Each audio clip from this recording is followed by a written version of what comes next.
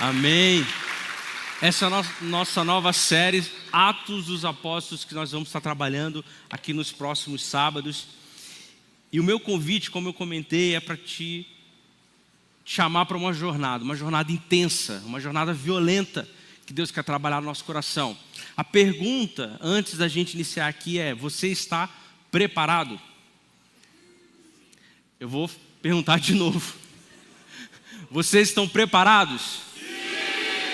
Não é um convite para você ficar sentado no seu lugar e, nossa, que legal ali. Não, é para você trazer para a sua experiência do seu dia aquilo que nós vamos compartilhar aqui, porque é algo poderoso. Amém?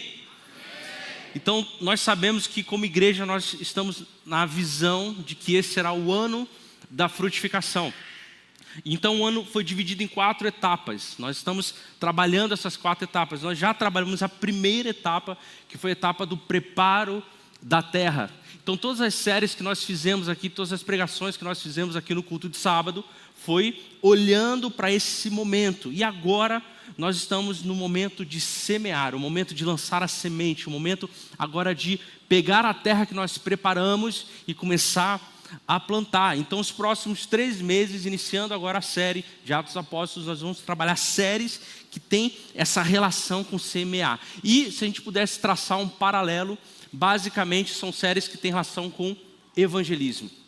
Então o nosso objetivo aqui é que você saia dos cultos de sábado preparando para a sua semana, seja no seu trabalho, na sua faculdade, onde quer que você esteja, para que você plante sementes, para que você seja testemunha de Jesus, para que você proclame o evangelho, para que você evangelize as pessoas. Amém? Então a ideia é que quando nós terminarmos aqui as séries e as pregações, você saia com esse calor intenso no seu coração, com esse fervor de poder falar do amor de Cristo, o amor que te alcançou. E nós vamos expor aqui o livro de Atos dos Apóstolos e a gente não vai se atentar a alguns detalhes históricos, por exemplo, porque nós não temos tempo aqui. Então o meu convite é, se você quiser se aprofundar, você vai assistir os vídeos da Escola do Discípulo. Nós temos já uma exposição inteira lá no nosso canal da Escola do Discípulo, e você vai poder saber contexto histórico, quem escreveu, como que foi feito, quem era o público, e aí você vai poder olhar melhor e se aprofundar mais no livro de Atos. E o meu convite é para você já abrir a sua Bíblia aí no seu lugar, ou o seu aplicativo, manter aberto, porque hoje nós vamos ter uma exposição intensa do capítulo 1 e do capítulo 2. Capítulo 1 inteiro e o capítulo 2 inteiro nós vamos tratar aqui essa noite. E sim, nós temos um grande desafio, então vai ser intenso. E eu peço que você me acompanhe. Se eu falar rápido demais, trocar palavras, você entenda, fica comigo, porque é muita coisa para a gente trabalhar aqui essa noite. Amém, gente? Vocês estão comigo? Atos capítulo 1, versículo 1. Nós vamos já iniciar. E eu quero ler com você o seguinte: em meu primeiro livro, relatei a você, Teófilo, tudo o que Jesus começou a fazer e a ensinar, até o dia em que foi levado para o céu, depois de dar aos seus apóstolos escolhidos mais instruções por meio do Espírito Santo. Nós vemos aqui Lucas iniciando a segunda parte de uma história. A primeira parte da história que Lucas escreveu, que é o autor do livro de Atos, foi o Evangelho de Lucas, que tem o mesmo nome dele. Então Lucas escreveu o Evangelho e depois ele escreveu Atos dos Apóstolos. É uma história só em 2 partes. Se você lê o Evangelho de Lucas e emenda no livro de Atos, você vai perceber que ele dá continuidade àquela história. Então o livro de Atos é essa segunda parte que Lucas, médico, era o médico da época, está escrevendo. Então ele está dando continuidade. E o interessante é que ele começa aqui no versículo 1 falando o seguinte: olha, no meu primeiro livro, ou seja, no Evangelho de Lucas, eu escrevi tudo que Jesus começou a fazer e a ensinar. Tudo que ele iniciou, tudo que ele começou lá desde o primeiro dia do ministério dele. Ou seja, agora o livro de Atos, Jesus continua fazendo, só que em vez de ser Jesus fazendo, é o Espírito Santo de Jesus através da igreja. Então Jesus nunca parou de fazer nada. Ele sempre continuou fazendo. O Evangelho de Lucas inicia o que Jesus começou a fazer, e o livro de Atos dá prosseguimento a isso. E ele continua fazendo até hoje. Jesus continua fazendo até hoje através da sua igreja, através do Espírito dele que está em cada um de nós. Inclusive, algumas pessoas vão dizer que o livro de Atos poderia se chamar livro de Atos de Cristo, e não dos apóstolos. Ou então, o livro de Atos do Espírito, e não exatamente dos apóstolos. Por quê? Porque tudo que os apóstolos fizeram, tudo que a sua igreja fez, foi por meio do Espírito. Então esse mesmo Espírito que fez com que Jesus iniciasse o ministério dele, tudo que ele fez, ensinou, ele foi derramado sobre os apóstolos e continua em nós até hoje. É isso que Lucas inicia falando. E o interessante, ainda no versículo 1, que Lucas vai dizer, olha, Jesus começou a fazer e ensinar. Primeiro Jesus fazia, depois ele ensinava aquilo que ele fazia. É por isso que alguns fariseus, quando Jesus vai pregar, falam, nossa, Jesus tem tanta autoridade, ele tem tanta autoridade diferente de outras pessoas, porque Jesus ele não pregava algo teórico, algo bonito, algo que era belo de ser feito, ele pregava o que ele fazia. Então Jesus fazia e ensinava, ele fazia e ensinava. Isso é interessante porque existe um princípio bíblico aqui para a nossa própria vida. O princípio bíblico aqui é que não cobre das pessoas aquilo que você não faz. Não ensine para as pessoas, seja você um líder, um pregador, alguém que tem pessoas que você discipula de próximo de você, não ensine aquilo que você mesmo não faz na sua própria vida, porque aí você traz um ensino sem autoridade. O que o princípio bíblico nos fala é que aquilo que você quer que os outros realizem, aquilo que você quer ensinar, primeiro você precisa estar executando na sua vida. Você precisa estar fazendo na sua própria vida. E aí o versículo 3 ele diz, durante os 40 dias após o seu sofrimento e morte, Jesus apareceu aos apóstolos diversas vezes. E lhes apresentou muitas provas claras de que estava vivo e lhes falou do reino de Deus. É interessante que parece que Lucas ele quer deixar aqui claro, explícito, que Jesus apresentou várias provas claras de que ele estava vivo. Por que isso é tão importante para a gente? Porque quando nós falamos de ressurreição, nós estamos falando sobre algo que é central no Evangelho.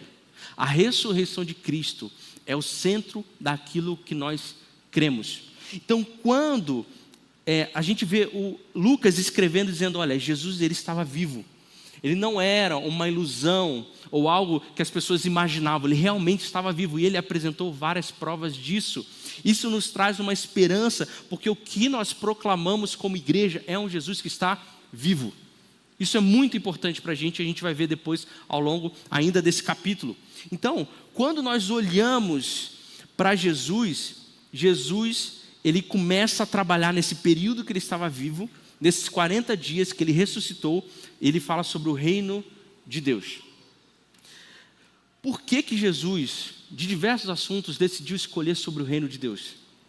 Ele escolheu isso porque é isso que vai transformar o mundo. Quando nós olhamos para a igreja do primeiro século, justamente essa igreja aqui que inicia em Atos dos Apóstolos, eles pregavam sobre o reino de Deus, porque isso era o assunto mais importante.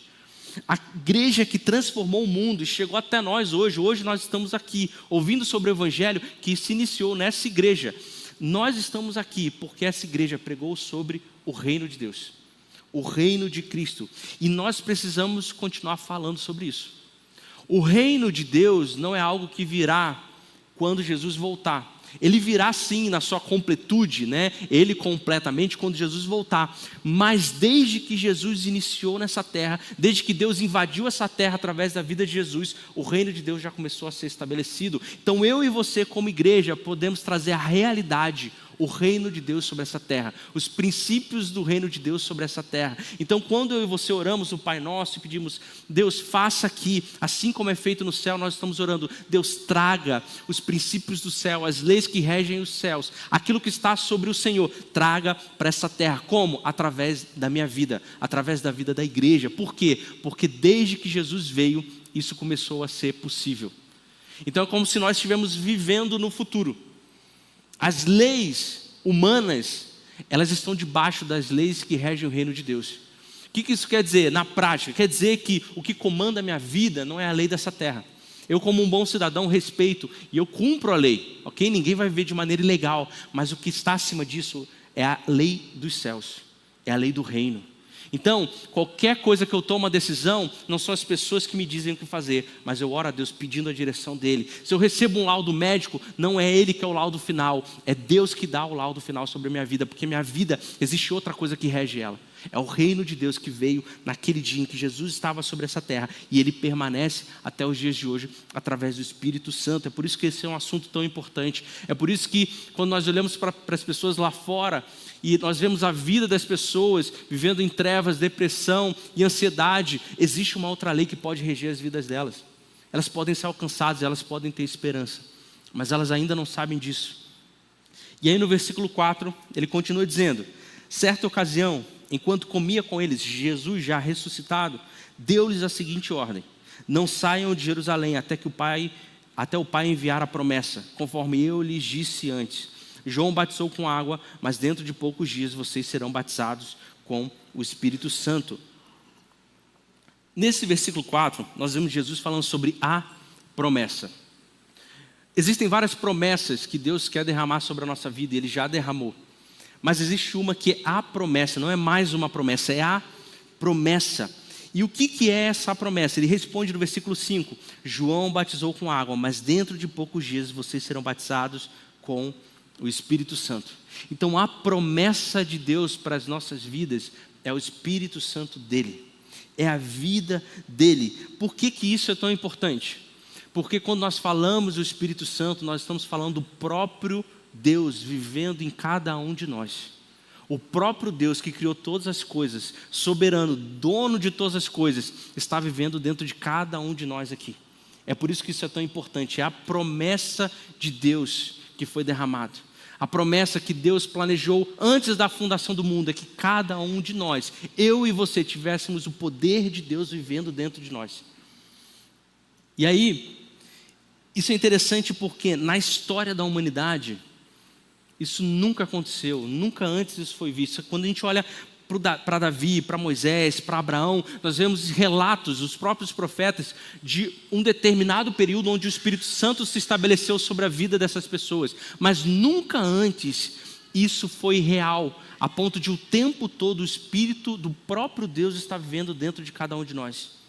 Eles tinham Deus, mas eles não tinham Deus neles, e é o que nós temos hoje, é o que nós temos agora. Então algo sobrenatural, algo que mudaria a realidade para sempre, estava pronto para acontecer. Então Jesus fala: a promessa virá. E ele diz no versículo 4: não saiam de Jerusalém. E por que Jesus fala isso? Jerusalém era, naquele momento, o lugar mais perigoso para os apóstolos ficarem, para os discípulos de Jesus ficarem. Era onde a perseguição estava começando a acontecer, e ali era o lugar onde mais tinha perseguição. Então, pela lógica, os apóstolos iam olhar para Jerusalém e falar: esse é o último lugar onde nós devemos estar. Mas Jesus fala: não, voltem para Jerusalém e fiquem lá. Jesus provavelmente queria ensinar para eles que o lugar onde eles abandonaram Jesus, Jesus não iria abandonar eles. Onde eles fugiram de Jesus para salvar a própria pele, Jesus estava comunicando a eles: olha, esse local onde vocês me deixaram é o local onde eu vou estar em vocês, onde eu vou mostrar para vocês que não é o poder do braço de vocês, mas é o meu poder. E por mais que seja o lugar de maior perseguição que vocês podem estar, é o lugar onde mais vocês vão ter poder do alto para poder proclamar o Evangelho, porque não tem a ver com esse mundo, não tem a ver com o poder desse mundo, tem a ver com o poder do Espírito que vai ser derramado sobre cada um de vocês. E ele continua no versículo 6. Então os que estavam com Jesus lhe perguntaram: Senhor, será esse o momento em que restaurará o reino de Israel?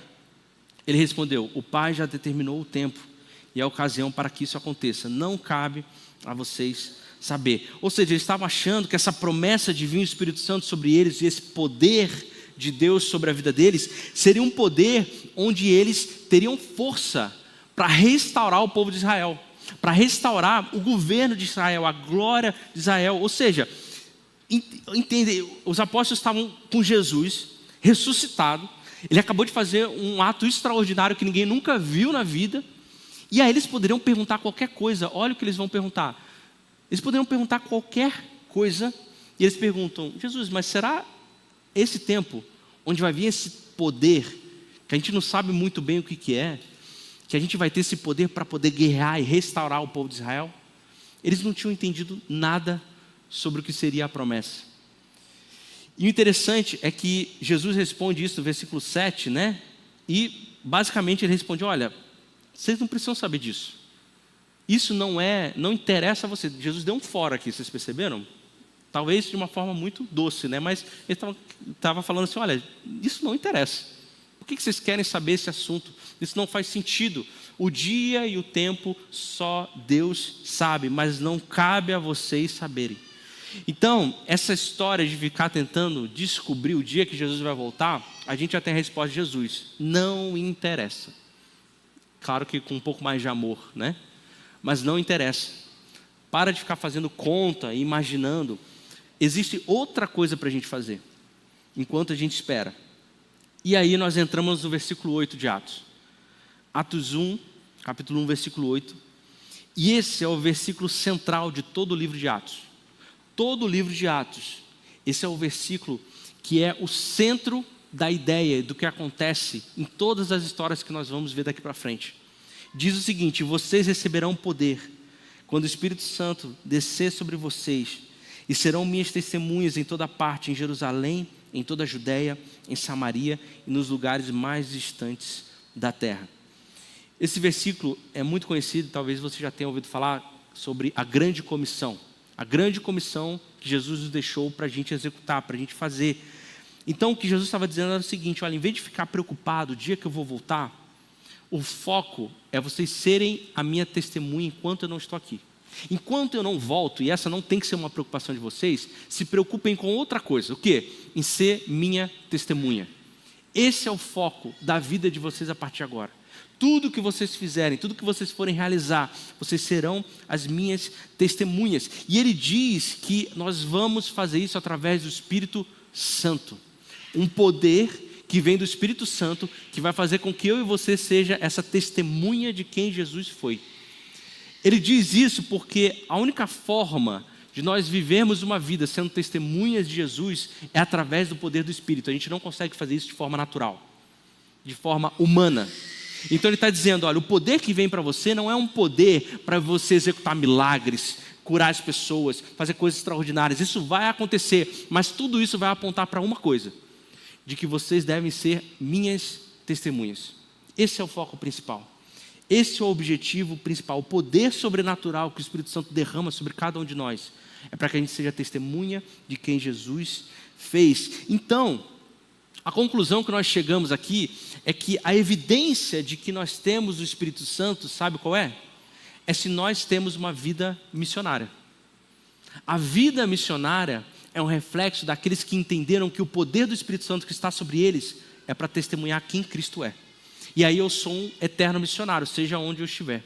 Porque eu estou o tempo todo, através do Espírito Santo, sendo testemunha de quem Jesus é, para que as outras pessoas conheçam quem Jesus foi. Então, ser testemunha de Jesus, consequentemente, é ser missionário. Você quer saber o quanto do poder do Espírito Santo está sendo feito através da sua vida? É o quanto você tem vivido uma vida de missionário. Quanto menos você fala de Jesus, menos poder do Espírito Santo tem fluído através de você. Menos coisas você tem feito através do Espírito Santo. Porque é fácil fazer qualquer outra coisa.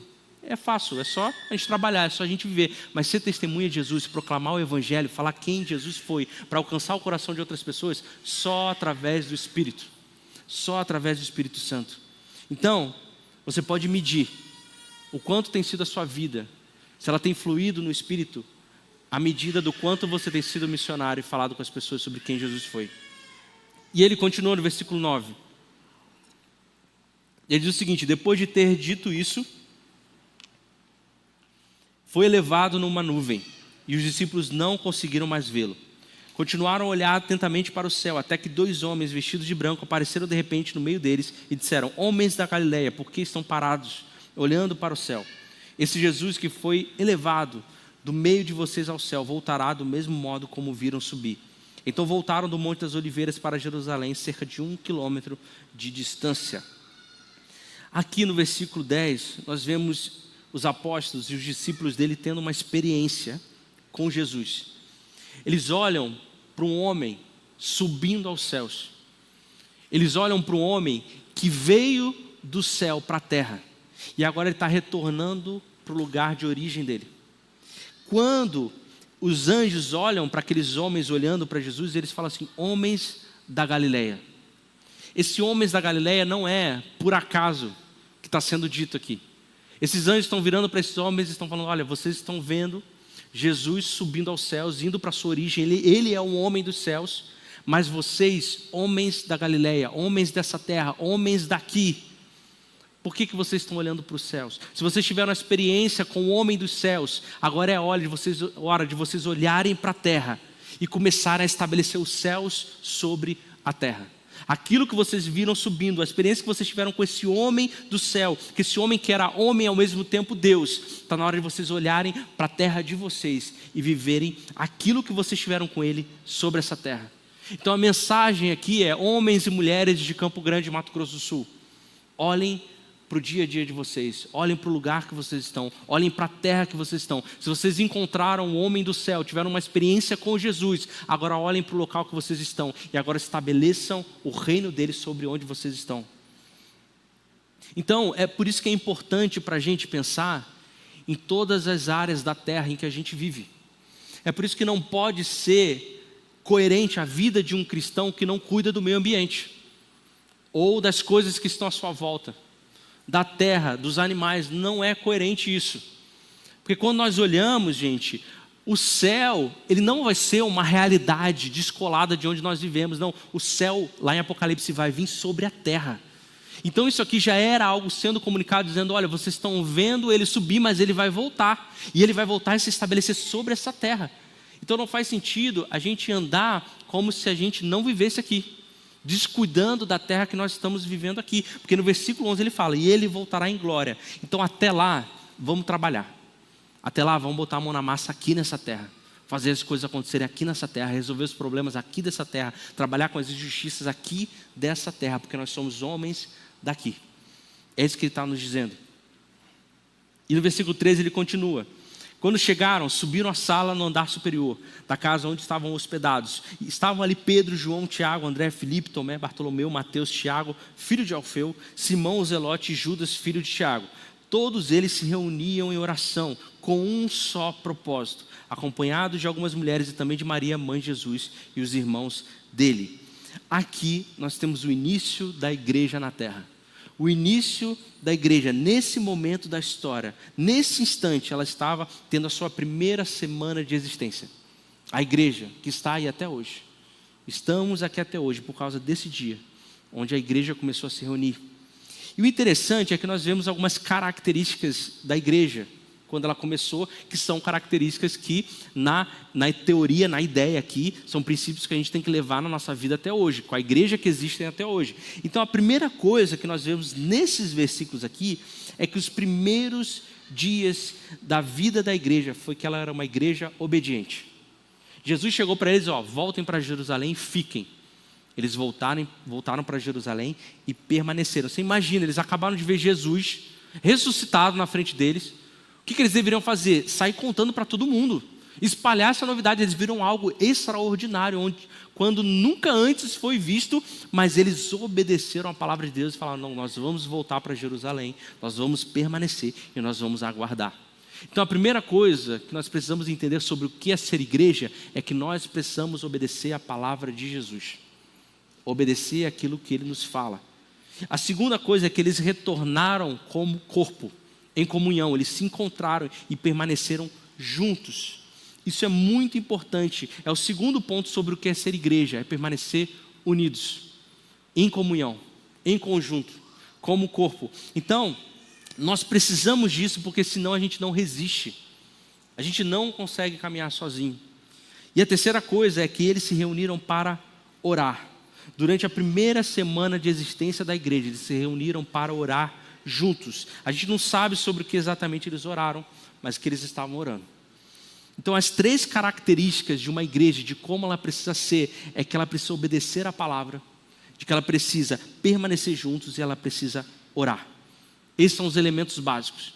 Se nós permanecermos na palavra, se nós permanecermos em comunhão e se nós continuarmos em oração, a igreja vai continuar permanecendo e transformando a história. E o interessante é que não tem como o Espírito Santo ser derramado se nós não obedecermos, se a gente não estiver juntos e se a gente não estiver orando.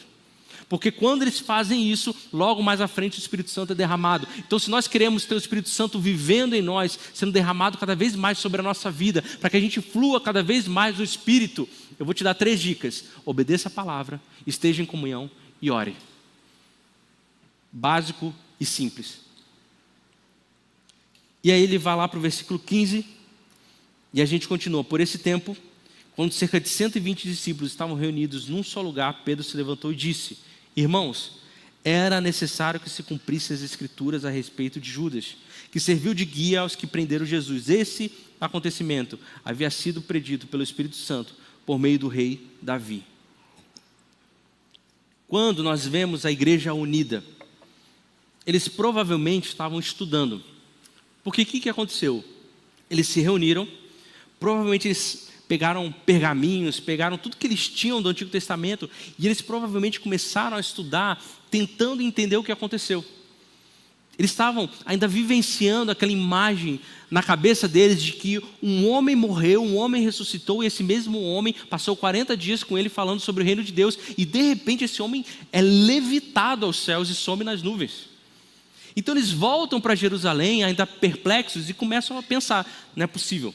Nós perdemos alguma coisa aí, alguma coisa não ficou claro para a gente, então provavelmente eles estavam estudando, tentando olhar para trás, para o Antigo Testamento, o que já havia sido escrito sobre Jesus. E aí Pedro fala, olha, era necessário isso acontecer. Nós vemos isso, Davi profetizando a vinda do Messias e tantos outros profetas vindo. E aí no versículo 21, já agora, ele fala assim: agora, portanto, devemos escolher um dentre os homens que estiveram conosco durante todo o tempo em que o Senhor Jesus andou entre nós, desde que ele foi batizado por João até o dia em que foi tirado de nosso meio e levado aos céus. O escolhido se juntará a nós como testemunha da ressurreição. O que eles queriam? Eles queriam somar mais um porque Judas morreu. Eles queriam continuar como 12 apóstolos. Existia ali, né, uma questão sobre o número 12, até por conta das 12 tribos de Israel, mas eles falavam, olha, falta alguém, vamos tentar se organizar aqui para trazer essa pessoa que falta. E aí eles colocaram alguns critérios para isso. Os critérios eram de que a pessoa deveria ter estado com eles o tempo todo, desde o batismo de Jesus até a sua ressurreição, deveria ter visto Jesus indo aos céus e deveria ter sido escolhido pelo próprio Jesus para ser discípulo. Tinham 120 pessoas com ele ali, só 2 passaram nesse critério. Só 2 pessoas, que foi José e Matias. Então, existe um critério colocado aqui pelo apóstolo Pedro de quem deveria ser apóstolo. Sabe que isso quer dizer? Quer dizer que não tem como hoje existir apóstolos no mesmo perspectiva bíblica de que aqueles eram apóstolos. Então não tem como hoje eu me denominar apóstolo dizendo que eu sou igual aos apóstolos da Bíblia. Porque eu não vi Jesus começar o ministério, eu não vi Jesus ressuscitar, eu não vi Jesus ascendendo aos céus. Eu posso até denominar algumas pessoas como apóstolos no sentido da palavra, de que são pessoas enviadas. Então, os missionários da nossa igreja são apóstolos, eles são enviados pela nossa igreja para estar em algum local. Mas eu dizer que eu sou apóstolo na mesma autoridade que aqueles apóstolos da Bíblia, isso não existe. Então, qualquer pessoa que se denominar apóstolo e dizer assim, olha, eu sou como aqueles apóstolos da Bíblia, mentira, não é. Você viu Jesus ressuscitado? Você viu Jesus subindo aos céus? Você viu Jesus morrendo? Você viu Jesus sendo batizado? Não. Então, como apóstolo bíblico, você não pode. Agora, você se diz apóstolo de plantar a igreja, de ser enviado? Amém. Você é. E isso é interessante porque isso nos mostra que a autoridade de ser alguém para ser testemunha de Cristo é uma autoridade dada pelo Espírito a todos. Não existem pessoas mais espirituais ou superiores do que outras, porque o mesmo Espírito está em cada um de nós. Então o que me dá autoridade para ser testemunha de Jesus não é me denominar pastor, apóstolo, pai apóstolo, bispo e Deus, sei lá.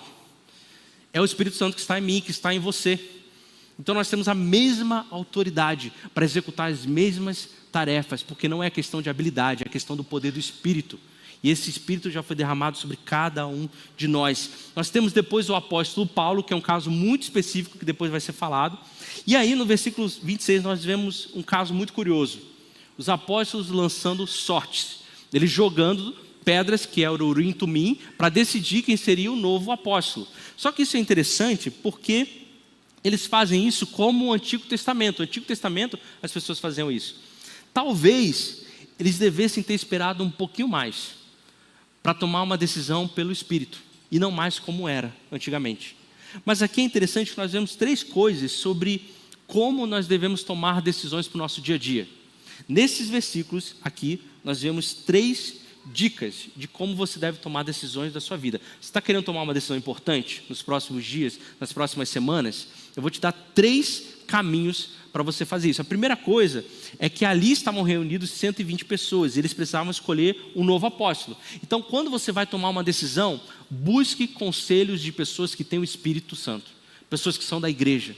Em Provérbios 11:14 diz: na multidão de conselhos há sabedoria. Então você vai tomar uma decisão, não deixe que elas decidam por você, mas busque orientação de pessoas confiáveis. A segunda coisa, no versículo 24, que eles oraram a Deus. Então, antes de tomar uma decisão, pergunte para Deus o que Ele quer. Ore a Deus.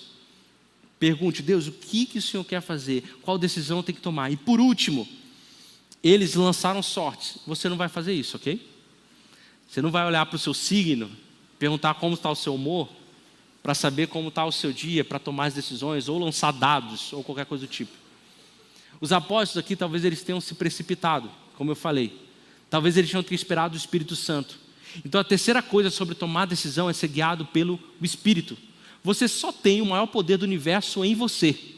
Você vai ficar brincando com sorte e tomando decisões baseadas no seu humor, ou que as pessoas olham para a Lua e para Vênus e para Marte? Não faz o menor sentido. Então, o que eu faço? Eu pego o conselho com as pessoas do corpo de Cristo, eu oro a Deus e eu sou guiado pelo Espírito. Amém? E aí nós entramos no capítulo 2. Vocês estão comigo ainda? Está sendo intenso? Mas nós precisamos falar sobre isso. E nós vamos entrar no capítulo 2 e adivinha, nós vamos ler o capítulo 2, que tem 40 e tantos versículos. Amém? Não dorme no seu lugar, sacode o irmão que está do seu lado, pelo amor de Deus, fala: fica comigo, vai ser bênção para a sua vida, estamos juntos.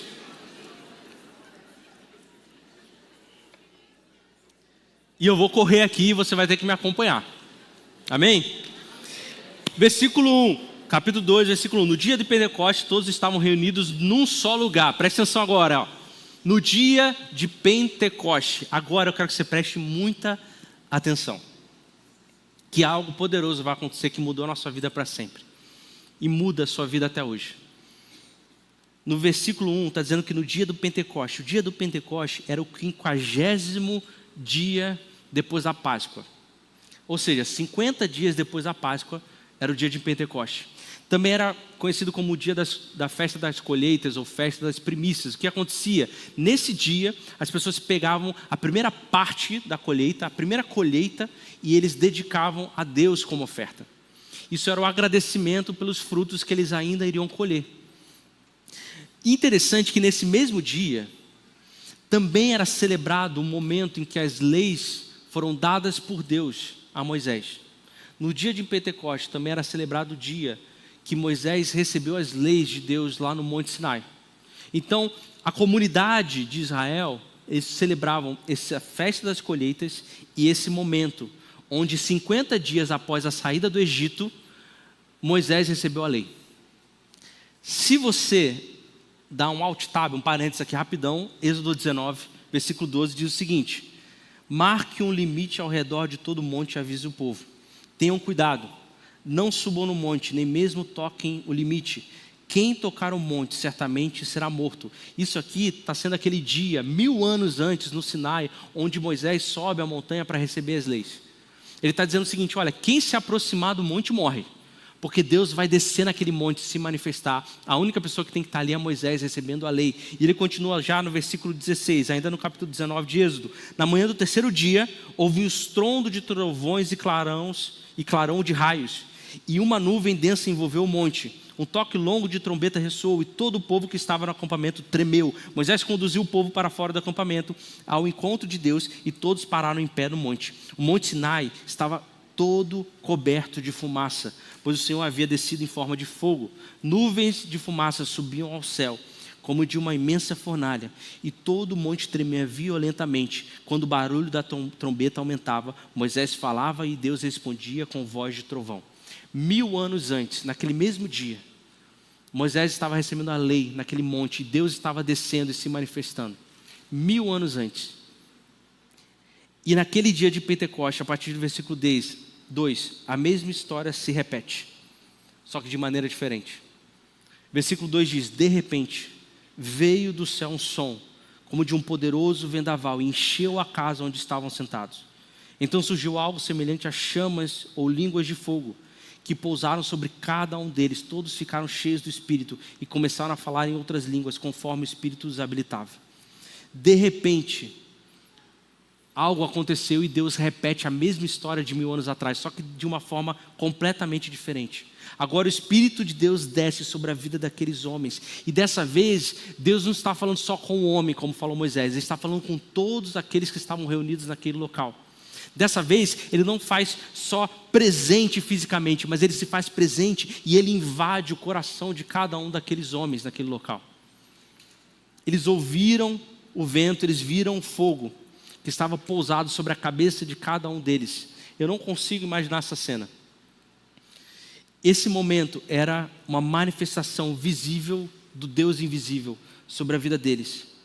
Só que agora não era um monte pegando fogo, onde as pessoas não podiam tocar, senão elas morriam. Agora era o Espírito de Deus se manifestando sobre a vida de cada um e tornando possível o relacionamento com o Pai, porque Jesus já havia morrido. Então nesse momento da história Deus repete, só que agora as pessoas podem receber o próprio Deus dentro de cada um deles, porque Jesus já havia morrido e ressuscitado. Não havia mais barreira, não havia mais preocupação sobre morte. Simplesmente Deus estava se manifestando sobre cada vida ali. E a notícia que nós vemos aqui é que Deus continua se manifestando através da história sobre cada cristão, descendo o Espírito dele sobre cada cristão, dizendo: agora vocês podem ter um relacionamento comigo, vocês não precisam se preocupar se vocês vão morrer ou não, porque Jesus já morreu por vocês e já ressuscitou naquela cruz. Então o Espírito Santo que foi derramado, ele mudou a história daquelas pessoas e muda a nossa história até hoje. Porque até hoje Deus se manifesta e Ele se derrama sobre os nossos corações e diz: agora eu não estou mais só ao seu lado, mas eu estou dentro de você, vivendo através da sua vida. E aí o versículo 5 diz: naquela época, judeus devotos de todas as nações viviam em Jerusalém, e quando viram o som das vozes, vieram correndo e ficaram espantados, pois cada um deles ouvia em seu próprio idioma. Só para você entender, essa festa era uma festa muito grande, então tinha pessoas de toda a região, de fora da Palestina, se reunindo naquele lugar. Mais uma vez, a evidência do Espírito Santo, ela precisa ser uma chama missionária. Se o Espírito Santo está sendo derramado sobre os nossos corações, não faz sentido a gente não viver uma chama missionária, onde a gente convoca e chama a atenção de pessoas, para a gente ser testemunha de Jesus. E aí no versículo 7 ele diz: muitos admirados exclamaram: como isso é possível? Esses homens são todos galileus, e no entanto, cada um de nós os ouve falar em nosso próprio idioma. O Espírito Santo nos dá a capacidade de falar outras línguas, e aqui eu quero falar que essas outras línguas não são só línguas idiomáticas como aconteceu aqui. São outras línguas que nos dá o poder de alcançar públicos diferentes. Talvez você esteja na sua faculdade, no segmento de direito, de medicina, de administração, e você está pensando: como que eu posso testemunhar Jesus aqui? Como que eu posso falar uma linguagem que essas pessoas vão entender? A resposta é que se o Espírito Santo está sobre você, Ele vai te colocar o que falar. Porque Ele vai falar de uma forma que as pessoas consigam entender. Talvez você esteja no segmento, talvez numa comunidade científica ou no mundo corporativo, você está pensando: como que eu posso testemunhar Jesus aqui? O Espírito Santo vai te capacitar de falar de uma forma que as pessoas que estão à sua volta vão entender. Palavras que elas vão entender. Talvez você esteja no meio do esporte ou no meio artístico. O Espírito Santo vai te dar poder para falar as frases certas, as palavras certas, que vai alcançar o coração daquelas pessoas. E elas vão entender exatamente o que vocês estão falando. E aí, No versículo 9 diz: então estão aqui pardos, metas, elamitas, habitantes da Mesopotâmia, da Judéia, da Capadócia, do Ponto, da província da Ásia, da Frígia, da Panfilha, do Egito, das regiões de Líbia, próximas a Cirene, visitantes de Roma, tanto judeus como convertidos ao judaísmo, cretenses e árabes, e todos nós ouvimos essas pessoas falarem em nossa própria língua sobre as coisas maravilhosas que Deus fez. Quando nós falamos por meio do Espírito, nós não falamos sobre nós, sobre as coisas que nós fazemos, nós falamos das maravilhas que Deus tem feito na nossa vida. E o versículo 12 ele continua: admirados e perplexos, perguntavam uns para os outros: o que significa isso? Outros, porém, zombavam e diziam: eles estão bêbados. Eu não sei o que aconteceu aqui, mas para eles parecerem bêbados, algo físico estava acontecendo. Eu não sei se tinha gente caída, se tinha gente cambaleando, mas algo estava se manifestando através do físico deles, que as pessoas olhavam e falavam: eles estão bêbados. Eu não sei responder o que é, mas algo aconteceu. E aí, a partir do versículo 14, nós vemos a primeira pregação da igreja, o primeiro sermão da igreja. Paulo diz, então, versículo 14: então Pedro deu um passo à frente com os 11 apóstolos e dirigiu-se em alta voz à multidão: ouçam com atenção, vocês todos, povo da Judéia e habitantes de Jerusalém, escutam o que eu lhes digo. Esse sermão de Pedro converteu 3.000 pessoas naquele dia. 3.000 pessoas foram convertidas num único momento, porque Deus abriu os céus e derramou o seu Espírito sobre aqueles que estavam ali. Isso quer dizer que quando o poder do Espírito Santo está sobre nós, não tem limite para o poder que Ele pode fazer, para os resultados que podem ser realizados. 3.000 pessoas ouviram uma pregação de um pescador, provavelmente analfabeto, ou pelo menos não com intelecto como deveria ter. E 3.000 pessoas foram convertidas. E aí, a partir do versículo 15, ele começa a pregar. Ele começa a dizer. E eu queria falar 5 coisas sobre esse primeiro sermão, que são 5 coisas que podem ajudar a cada um de nós a evangelizar pessoas. Se você quer evangelizar, se você quer testemunhar de Cristo, se você quer falar do Evangelho, porque é isso que nós estamos fazendo aqui, é por isso que nós estamos aqui, e nós vamos continuar fazendo isso até a volta de Jesus, e o poder do Espírito Santo está em nós, para que a gente faça isso. A pregação de Paulo nos ensina 5 coisas do que eu e você podemos fazer.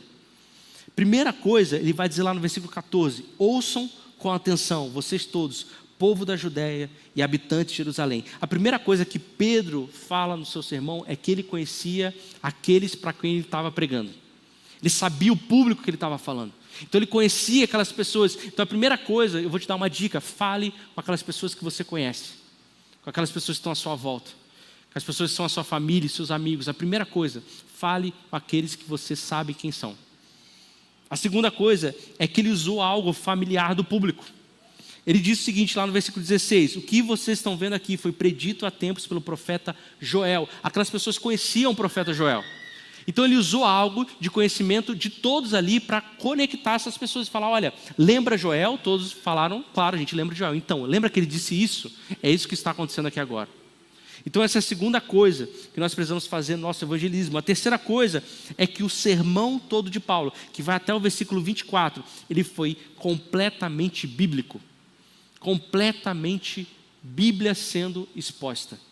Então eu e você às vezes ficamos preocupados sobre falar de Bíblia, mas esse é o melhor evangelismo que nós podemos fazer, é pegar a palavra, expor o que ela diz. Eu não digo a minha opinião sobre o assunto, eu não digo o que eu penso sobre aquilo, eu pego o que a Bíblia diz e eu falo sobre aquilo. Então eu não olho para a minha realidade e a partir da minha realidade eu interpreto a Bíblia. Eu pego a Bíblia e interpreto a minha realidade a partir dela. A quarta coisa nessa pregação de Pedro é de que ele levou as pessoas à obra de Cristo. Todas as vezes que nós evangelizamos ou pregamos, Cristo tem que ser a peça central. Cristo tem que ser o principal. E por último, o sermão que Pedro pregou foi completamente racional. Ele usou do intelecto, ele usou da inteligência. Então ele não ignorou a inteligência daquelas pessoas. O tempo todo ele ficou usando da inteligência, porque a partir daquilo que nós pensamos é que isso alcança o nosso coração. Então foi isso que Pedro fez. E aí no versículo 17 ele diz: nos últimos dias, disse Deus, derramarei o meu espírito sobre todo tipo de pessoa. O que ele está dizendo? Ele está dizendo que cada um de nós recebemos o Espírito, e o Espírito foi derramado sobre cada um de nós. E interessante que ele fala nos últimos dias. O que quer dizer isso? Quer dizer que a partir do momento que Jesus veio sobre a terra, ali se iniciou os últimos dias. Quer dizer que eu e você estamos vivendo os últimos dias. Não sabemos quanto tempo vai durar, mas nós estamos no último dia. No dia que Jesus veio sobre essa terra, viveu, morreu e ressuscitou, ali se iniciou os últimos dias do universo. Então nós não temos como perder tempo. Não temos como perder tempo, porque nós já estamos vivendo os últimos dias. Não sabemos quanto tempo vai durar, mas nós já estamos vivendo eles. E aí no versículo 21 ele diz: mas todo aquele que invocar o nome do Senhor será salvo. Mais do que a preocupação que Pedro tinha sobre falar em línguas, ou outras coisas que estavam acontecendo, ele estava querendo dizer: olha, existe esperança para todo aquele que invocar o nome do Senhor. Existe esperança para todo mundo que reconhecer que Jesus é o Salvador. E no versículo 24 ele finaliza dizendo: mas Deus o ressuscitou, libertando dos horrores da morte, pois ela não pôde mantê-lo sob o seu domínio. Quando nós falamos sobre Jesus e testemunhamos sobre Ele, nós não podemos pensar que Jesus foi só mais um sábio, ou um grande mestre, ou um grande líder que nós admiramos. Nós precisamos proclamar que Ele ressuscitou. Nós precisamos dizer que Ele vive, porque eu e você somos essas testemunhas da morte e da ressurreição dEle, de que Ele vive hoje. E aí nós vamos saltar um pouco do versículo 25 ao 36, porque Pedro ele continua pregando. Mas uma das coisas que ele fala lá no versículo 32 é: foi esse Deus, esse Jesus que Deus ressuscitou, e todos nós somos testemunhas disso. Mais uma vez, ele está usando a palavra testemunhas, porque isso é que nós somos. Através do poder do Espírito, eu e você somos testemunhas de Jesus que ressuscitou. Então Jesus, Ele é Deus, Ele é filho de Davi, Ele é rei sobre todas as coisas, e Ele está vivo. Isso é o mais importante. E aí no versículo 37, diz: as palavras partiram o coração dos que ouviam, e eles perguntaram a Pedro e aos outros apóstolos: irmãos, o que devemos fazer? Quando nós somos testemunhas de Jesus, a pergunta que nós queremos ouvir de volta daquelas pessoas que estão à nossa volta é: eu entendi, e o que eu faço agora? Como que eu mudo a minha realidade? Como que eu mudo a minha vida? Essa é a pergunta e essa é a sensação que nós queremos gerar na vida das pessoas que estão à nossa volta. E aí, quando nós lemos o versículo 41, diz: os que acreditaram nas palavras de Pedro foram batizados. Naquele dia, houve um acréscimo de cerca de 3.000 pessoas. 3.000 pessoas em um único dia, porque pessoas cheias do poder do Espírito Santo foram testemunhas de um Jesus que vive, que está vivo hoje. E para a gente finalizar, versículo 42, nós vemos essa igreja continuando, essa igreja vivendo os dias comuns dela, e diz o seguinte: todos se dedicavam de coração ao ensino dos apóstolos, à comunhão e ao partir do pão e à oração. Havia em todos eles um profundo temor, e os apóstolos realizavam muitos sinais e maravilhas. Os que criam se reuniam num só lugar e compartilhavam tudo o que possuíam. Vendiam propriedades e bens e repartiam dinheiro com os necessitados. Adoravam juntos no templo diariamente. Reuniam-se nos lares para comer e partiam pão com grande alegria e generosidade. Nesse versículo 42 até o 46, nós vemos uma igreja saudável. Não uma igreja perfeita, mas uma igreja saudável. Os elementos de uma igreja saudável começam no versículo 42, quando ele diz: todos se dedicavam de coração ao ensino dos apóstolos. Uma igreja saudável é aquela que não para de estudar a palavra de Deus. Aqui, quando fala ensino dos apóstolos, eles estavam falando sobre os ensinos que eles estavam gerando, que hoje para nós é o Novo Testamento. Então uma igreja saudável é uma igreja que continua estudando a Bíblia, continuamente, sem parar, seja o Antigo Testamento, seja o Novo Testamento. Então não existe uma figura de um cristão cheio do Espírito se ele não é um cristão que estuda a palavra. E aqui eu não estou falando de ler a palavra, eu estou falando de estudar mesmo a palavra. O primeiro sinal de uma igreja cheia do Espírito Santo, de um cristão cheio do Espírito Santo, é alguém que estuda a palavra. A segunda coisa para uma igreja saudável é a comunhão. Então eles viviam juntos o tempo todo. O tempo todo eles estavam juntos estudando a palavra. E aí na sequência diz, para partir do pão e a oração. E aqui eles estavam dizendo tanto partir do pão para comer junto quanto para ceiar. E depois oração. Então uma igreja saudável é aquela igreja onde nós estudamos a palavra, nós comemos juntos, vivemos juntos, compartilhamos a mesma mesa e onde nós oramos uns pelos outros. E no versículo 44 diz, os que criam se reuniam num só lugar e compartilhavam tudo que possuíam. Isso aqui não é um versículo para embasar qualquer tipo de visão ideológica, seja ela o comunismo, o socialismo, está vendo? Olha lá, a igreja primitiva compartilhava tudo. Então se você tinha dois, você dava porque não tinha, você ficava com um, ele também ficava com um. Não é essa ideia aqui. A ideia é que existia uma igreja que era generosa. Então quem tinha muito, dava para aquele que não tinha. Entregava, ofertava. Então nós vemos no princípio do início da igreja, a generosidade sendo um dos pontos principais de uma igreja saudável. E no versículo 46 diz, adoravam juntos no templo, diariamente. Reuniam-se nos lares para comer, partiam pão com grande alegria e generosidade. Isso aqui é uma descrição do que é um PGM. Você reparou? Adoravam juntos, reuniam-se nos lares para comer, com grande alegria e generosidade.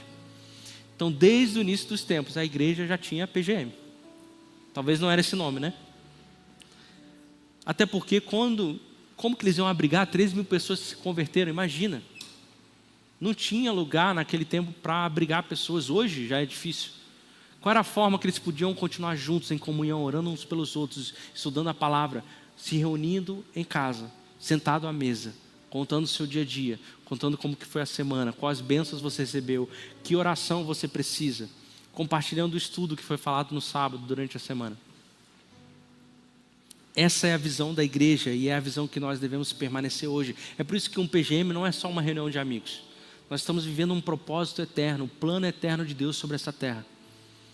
Da gente poder ter poder do Espírito Santo para ser testemunha de Cristo.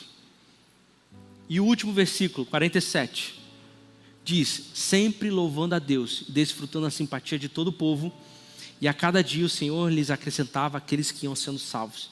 A maior preocupação que eles tinham, e essa tem que ser a nossa maior preocupação, é que eles simplesmente viviam igreja. Viviam a comunhão, viviam o estudo, viviam a oração, e Deus ia acrescentando. Eles testemunhavam de Cristo e Deus ia acrescentando. Então a maior preocupação que nós podemos ter é viver essa vida, sendo testemunha de Cristo, vivendo em comunhão, orando uns pelos outros, estudando a palavra, porque Deus vai acrescentar dia após dia. Tem um livro que fala sobre pequenos grupos e esse autor desse livro, eu não lembro o nome, mas ele saiu viajando todos os Estados Unidos, pesquisando todas as igrejas que eram as células, que eram os pequenos grupos e tentando descobrir elementos que faziam com que as igrejas crescessem. E ele tentava descobrir se era o líder mais carismático, o líder mais extrovertido do pequeno grupo que fazia o PGM crescer e multiplicar, mas ele descobriu uma coisa, não importa qual era o temperamento do líder, ou as habilidades do líder, ou como que era a personalidade do líder. Ele descobriu uma coisa que fazia com que os PGMs se multiplicassem e que as igrejas crescessem. A palavra era oração. Oração. O líder que ora, ele é cheio do poder do Espírito para testemunhar quem Cristo é. Cada um de nós que oramos, nós fazemos isso. O mesmo Espírito que capacitou a igreja primitiva vive em cada um de nós aqui.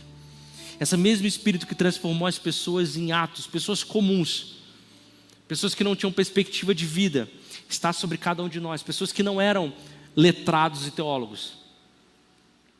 Esse mesmo poder que ressuscitou Jesus dos mortos está sobre cada cristão na face da terra que crê em Jesus. Nós não precisamos ter todas as respostas quando nós vamos conversar com as pessoas. A nossa tarefa é muito simples. É testemunhar quem Cristo é e a experiência que nós vivemos com Ele. A experiência que nós tivemos com Ele. Se eu focar na experiência, na minha própria vida, que Deus está fazendo em mim, isso já é testemunho suficiente para que as pessoas possam crer nele. E nós não temos como perder tempo, gente. Nós não temos como perder tempo. Cada pessoa que nós encontramos é uma pessoa que Jesus morreu por ela. Cada pessoa que eu esbarro na rua é uma pessoa que Jesus morreu por ela e Deus as ama profundamente. O meu testemunho, ele pode impactar as vidas muito mais do que eu imagino. Muito mais do que se você imaginar, mas eu não tenho nada para contar. Você tem sim. Isso pode transformar a vida das pessoas diariamente com algo simples. Por quê? Porque o Espírito Santo está sobre você e é só isso que nós precisamos. É o único poder que eu preciso. Não preciso de habilidades, não preciso de conhecimento. É bom que eu tenha, mas a única coisa que eu preciso é o poder do Espírito. Ele já foi derramado sobre nós. Então essa ousadia que eu preciso para fazer, eu posso encontrar ela através do poder do Espírito que está sobre mim. Isso não é algo que foi disponível naquele tempo, mas está disponível para cada um de nós hoje. Gente, o mundo está esperando isso. É só ligar a televisão, é só olhar para as redes sociais. O mundo está esperando a manifestação dos filhos de Deus com o poder do Espírito para testemunhar quem Cristo foi, para transformar a vida deles para sempre. Não tem outro caminho. E se eu e você não fazemos isso, nós estamos desobedecendo uma ordenança do próprio Jesus.